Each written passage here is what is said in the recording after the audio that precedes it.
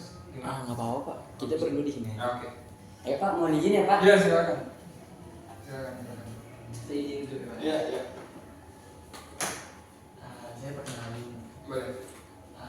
Halo, selamat sore. Perkenalkan saya Bimo Haji Prayogo, mahasiswa UIN Jakarta semester 4. Dan ini teman saya Maisa Fatur, mahasiswa UIN Syarif Hidayat Jakarta juga.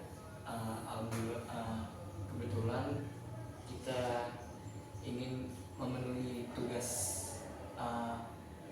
ujian akhir semester kita dengan mencari tokoh-tokoh agama yang ada di Indonesia ini, dan kebetulan dengan kuasa Tuhan kita diberi kesempatan untuk bisa langsung berbicara dengan salah satu tokoh dari agama Sikh, itu Mas Prem. Selamat sore Mas. Selamat sore Mas Bimo, Mas Esa, selamat sore. Sebelumnya saya berterima kasih dikasih kesempatan untuk mewawancarai Mas Prem secara tatap muka. Bolehkah saya ingin bertanya beberapa pertanyaan mengenai agama Sikh? Tentu boleh. Ya, Ya, silakan. karena kita kan masyarakat umum, Iya. kita ingin karena saya dan teman saya ini kebetulan dapat bikin jurnal di agama Sikh. Oh, bikin jurnal. Iya. Ada jurnal juga. Oh, bagus. Makanya saya ingin tahu memperdalami Boleh. agar apa yang kita cari selama ini tidak salah gitu. Iya, di iya. internet. Ya. Oke, baik, ke pertanyaan pertama, saya ingin tahu bagaimana perspektif Mas Prem mengenai asal muasalnya lahirnya agama Sikh itu di mana, kemudian apa sih yang melatar belakangi agama Sikh ini bisa muncul di Indonesia, Mas? Oh ya. Baik, terima kasih. Pertama-tama terkait sejarah kelahiran agama Sikh. Itu ada di India pada waktu itu abad ke-15. Premantiatur, pokoknya Pak Bes Sukumeni, Pawan Simul bersatu bentar. Boleh. Kalau Giani ada waktu, Giani kau bisikin. Boleh. Kalau enggak ya lanjut aja biar mereka Aman. dua nada set ya. Aman. Karena kan katamu mau itu yang jam 6. Aman. Oke. Ya. Sorry, nanti dikat aja bisa ya. Oh, Pertama terkait kelahiran agama Sikh itu ada pada abad ke-15, tepatnya tahun 1469, yang didirikan oleh guru pertama, ya, yang kita sebutnya guru bukan nabi, iya. yaitu Guru Nanak Dev Ji. Ya. Di tempat kelahirannya kalau sekarang ini itu adanya di Pakistan, ya.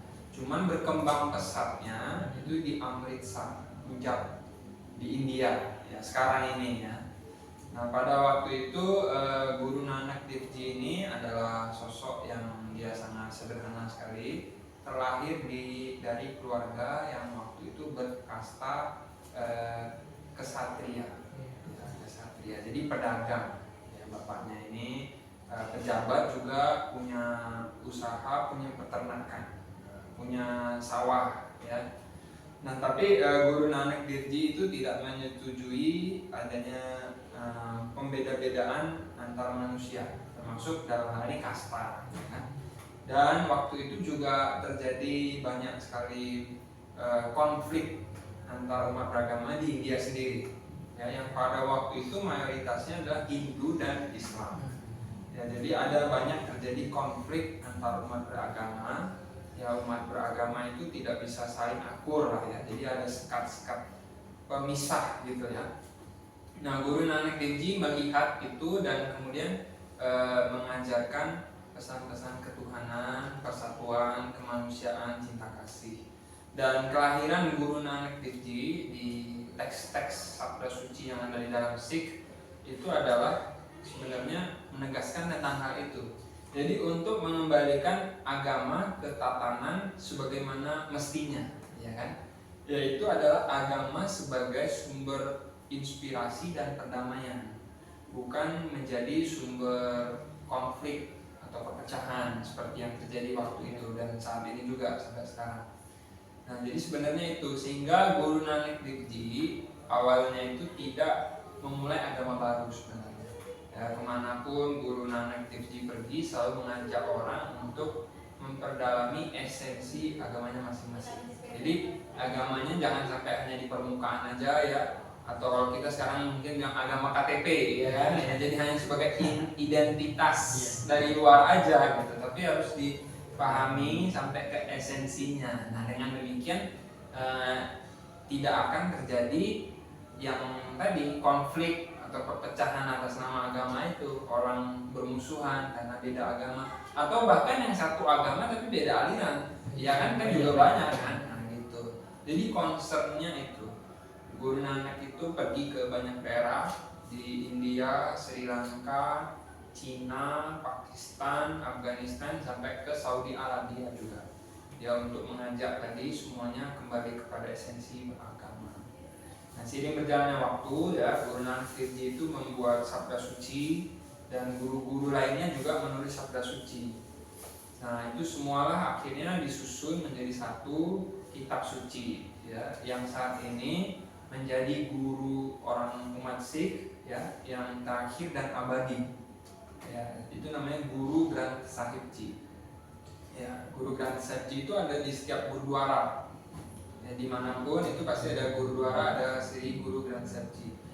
Jadi guru saat ini bukan dalam wujud manusia, guru dalam wujud manusia hanya sampai ke 10 ya. Yang ke-11 itu adalah dalam wujud sabda suci. Nah, kemudian kaitannya dengan masuknya ke Indonesia ini terjadi pada abad ke-19 ya, jadi tahun pastinya mungkin sekitar 1870 atau 80 ya. Ada beberapa faktor sebenarnya. Yang pertama itu waktu itu kondisi di Punjab memang sedang bergejolak ya, karena Inggris datang dan menjajah India, termasuk Punjab. Ya, tapi Punjab ini adalah negara bagian terakhir yang berhasil dikuasai oleh Inggris. Nah, setelah mereka masuk, jadi ada gejolak. Itulah yang mendorong penduduk Sikh waktu itu di Punjab untuk berimigrasi ke luar daerah, termasuk ke Indonesia. Jadi waktu itu dari Bengal kan nggak ada pesawat ya, di kapal laut. Itu ada yang ke Tanjung Priok. Nah itu di sana yang naik kapal ke Jawa ini kebanyakan adalah sebagai pedagang. Ya, kerjanya pedagang, moneylender, ya yang minjemin uang. Ada juga sebagai penjaga keamanan, security juga ada. Nah, gurdwara pertama di Jakarta itu adalah didirikan 1925. Ya, itu di Tanjung Priok, di belakang Polres Jakarta Utara. Tahun lalu udah 100 tahun. Nah, itu. Nah, kemudian selain yang ke Jawa ada juga yang ke Sumatera. Nah, jadi kalau yang ke Sumatera ini kan pertama ketemunya Aceh, kalau dari India. Nah, jadi ke Aceh dulu awalnya. Tapi berkembang pesatnya itu di Medan. Ya, di Medan. Nah, tempat ibadahnya itu di Medan justru duluan, tahun 1912 atau 14 gitu ya. Saya lupa pastinya, nanti saya info. Cuman itu di Medan ya. Jadi berkembang pesatnya di Medan. Itu udah dua cara ya. Yang di Medan ini kebanyakan adalah sebagai peternak. Jadi beternak. Kemudian ada juga yang bekerja dengan Belanda. Ya, waktu itu Belanda melihat orang Sikh ini kan posturnya tinggi, ya kan, dan juga waktu itu leluhur-leluhur kita ini banyak yang badannya selain tinggi juga dia memiliki bela diri. Nah, jadi direkrut oleh Belanda sebagai penjaga keamanan perkebunan tembakau. Ya, waktu itu namanya Sumatera Timur, belum ada Sumatera Utara waktu itu. Ya, di Sumatera Timur. Nah, waktu itu tidak hanya orang Sikh saja, ada juga suku lain seperti Tamil. Ya, tapi mayoritas yang direkrut itu Sikh. Karena dari secara postur dan kemampuan bela diri. Ya, jadi peternak, kemudian penjaga perkebunan. Nah, yang ketiga ini adalah Inggris yang menjajah India. Ya, mereka mengetahui kan Punjab ini kan yang paling terakhir mereka bisa masuk, karena orang-orang Sikh di Punjab ini yang paling bertahan sampai dengan akhir. Berarti kan mereka itu memiliki apa? Daya juang, semangat yang tinggi. Nah, jadi si Inggris ini merekrut banyak orang Sikh sebagai tentara untuk kerajaan Inggris. Nah, mereka itu dibawa juga ke Indonesia waktu kan tempat masuk kan.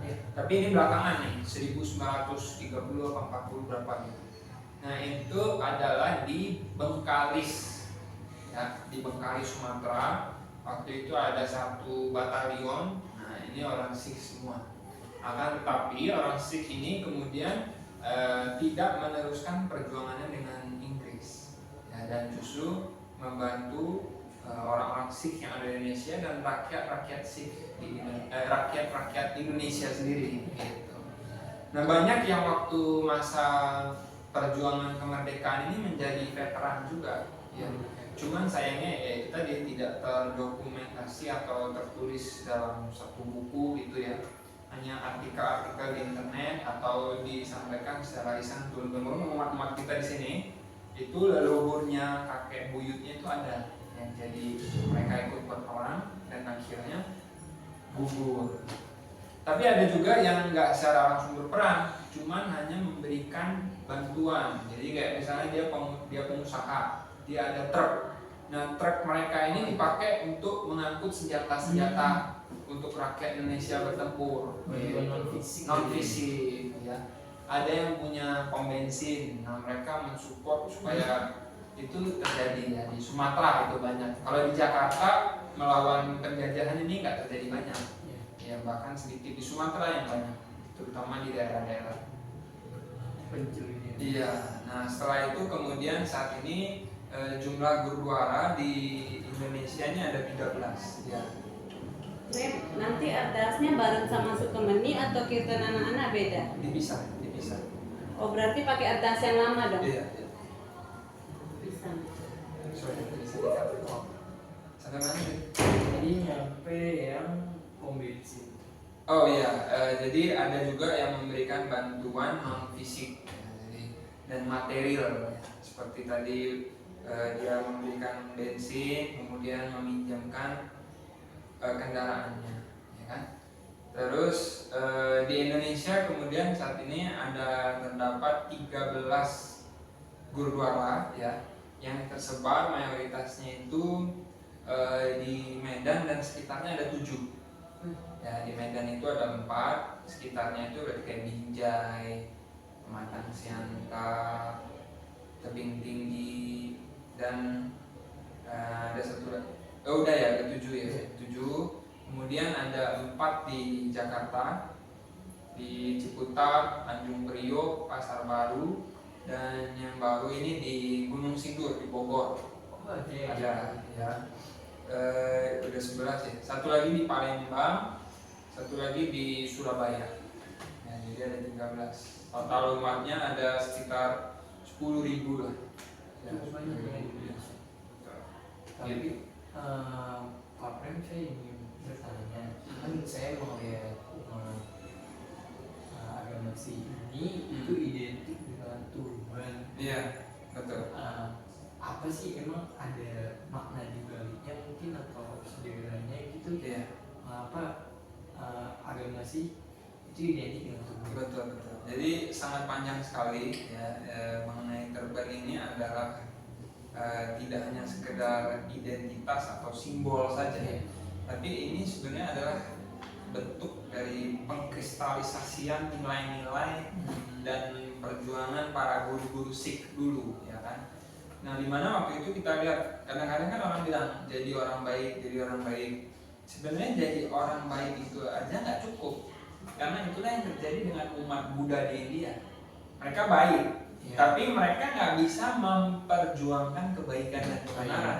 Akhirnya mereka dihabisin juga, ya kan? Dan bahkan sampai harus keluar dari India, mereka ke Tibet ya, dan ke Cina sana ya kan. Jadi hanya jadi baik saja itu nggak cukup.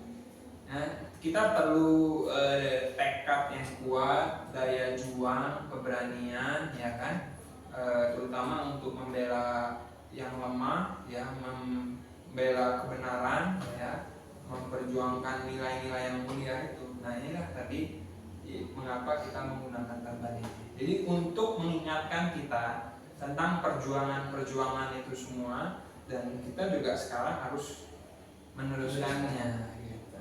Nah ada teori lain, itu adalah seperti misalnya ya, kalau dokter ada seragamnya, polisi ada seragamnya, tentara ada seragamnya. Nah Sikh itu ada seragamnya juga, yaitu turban ini. Jadi pada waktu itu kan penguasa yang ada itu melakukan tirani kezaliman. Jadi mereka semena-mena dan tidak banyak yang mau bersuara atau membantu orang-orang yang dizalimin, ya kan, mendapatkan kekerasan itu.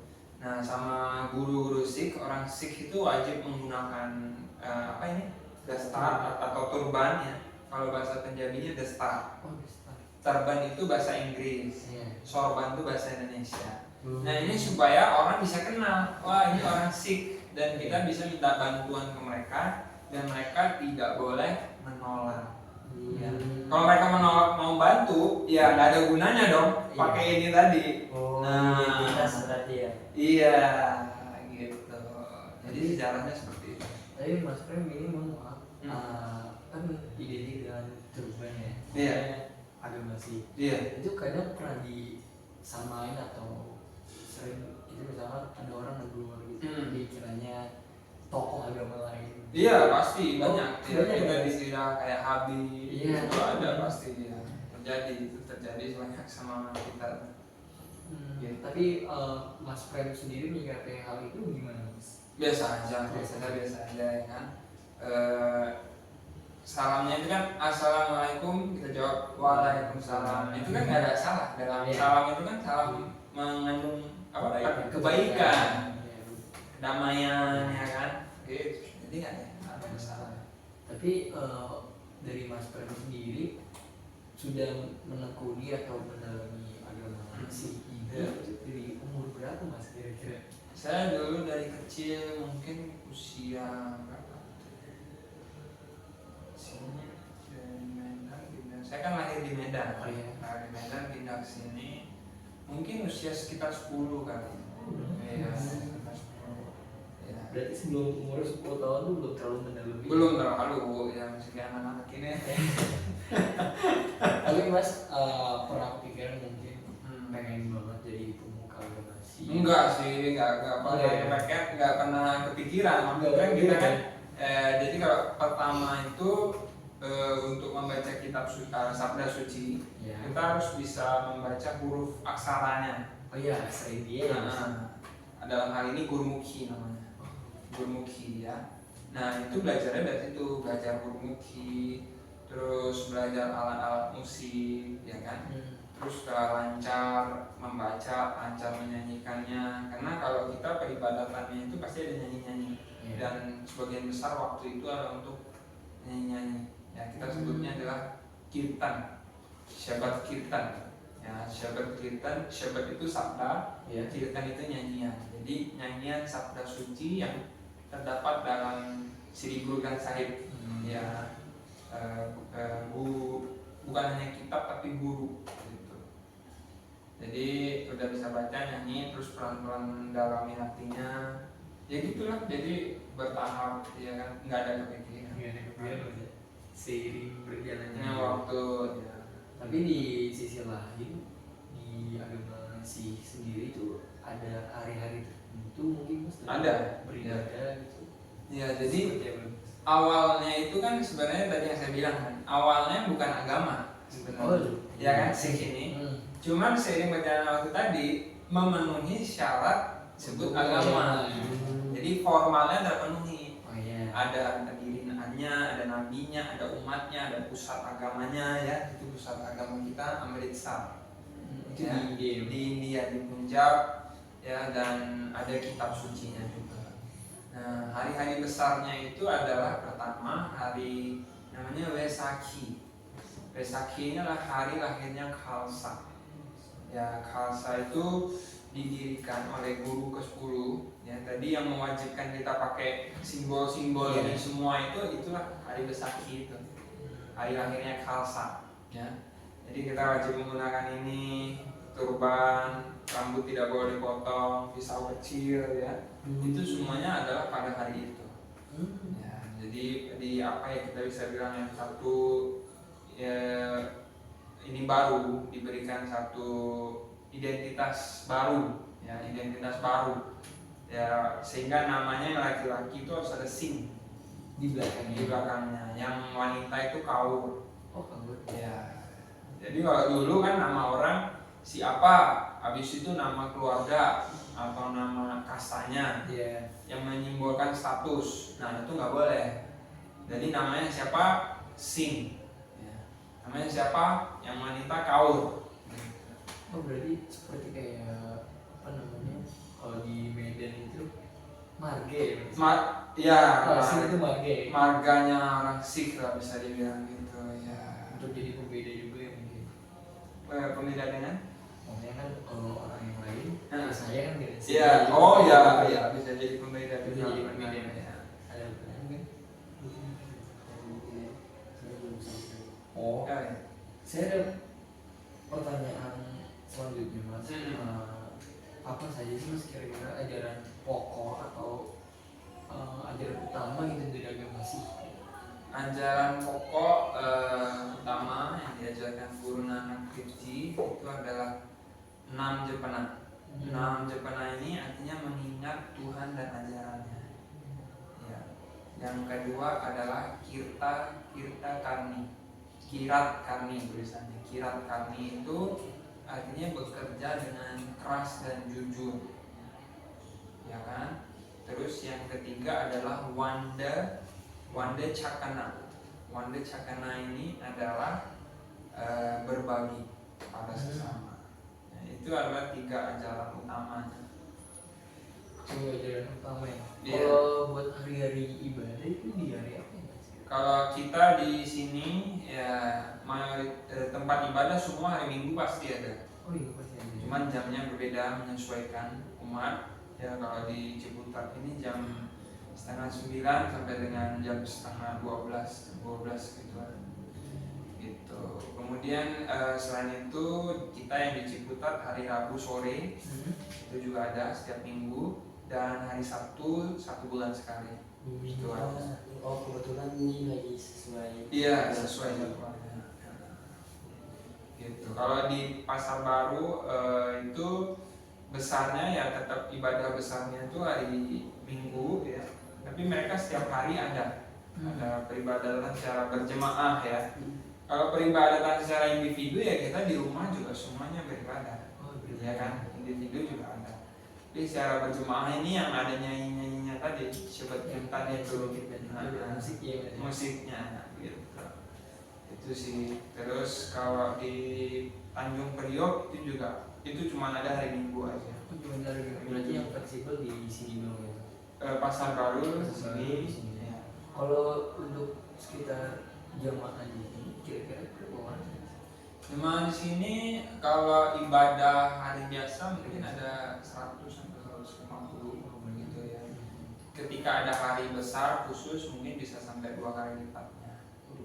Jadi padat ya. Ya, ketika ada mungkin yang seperti pernikahan ya, atau ada yang meninggal, mungkin sedikit bisa lebih ramai lagi daripada itu. Kalau kan tadi Mas Pram itu bilang ada pernikahan. Kalau di agama sendiri itu ada adat tersendiri. Ada. Apa itu? Ya. Apa mas disebut? Jadi kalau kita sebutnya adalah Ananda Karaj. Ananda Karaj ya. Ananda Karaj. Ya.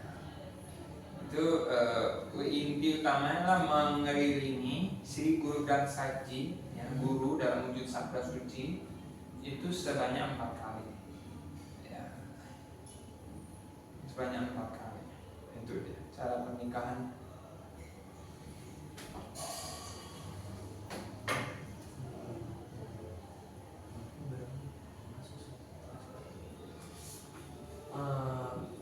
Lanjut ke pertanyaan terakhir mas. Iya. Iya. Menurut mas bagaimana agama toleransi Oh iya. ya antar umat beragama, kan kita kan tinggalnya dengan berbagai macam latar belakang ya. Iya. Di Jadi kalau sebelum ke praktek masa kininya, mungkin dalam sejarahnya dulu itu Guru Nanak Dev Ji ya, yang merupakan guru pertama pendiri itu, sahabat sejatinya adalah seorang Muslim.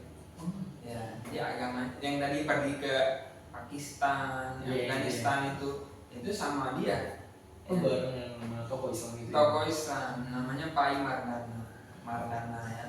Nah itu kan udah menyimbolkan toleransi kan, kayak Pai Mardana tetap menjalankan kewajibannya sebagai seorang Muslim, ya kan. Di satu sisi Guru Nanak Dev Ji yang bukan Islam ataupun bukan Hindu, ya kan, tetap menghargai keyakinannya Pai Mardana. Gitu. Nah kemudian ini sendiri ya, Golden Temple ini sendiri itu batu pertamanya diletakkan oleh sahabat guru yang kelima. Sahabat guru yang kelima agamanya adalah Islam juga. Ya, namanya adalah Sai Miyamir. Ya, Sai Miyamir itu dia Muslim juga dan banyak sekali pengikutnya di India. Ya. Jadi kayak tokoh besar lah. Ya, yang meletakkan batu pertamanya dia. Terus guru keenam itu membangun masjid untuk umat Muslim di kota yang didirikannya.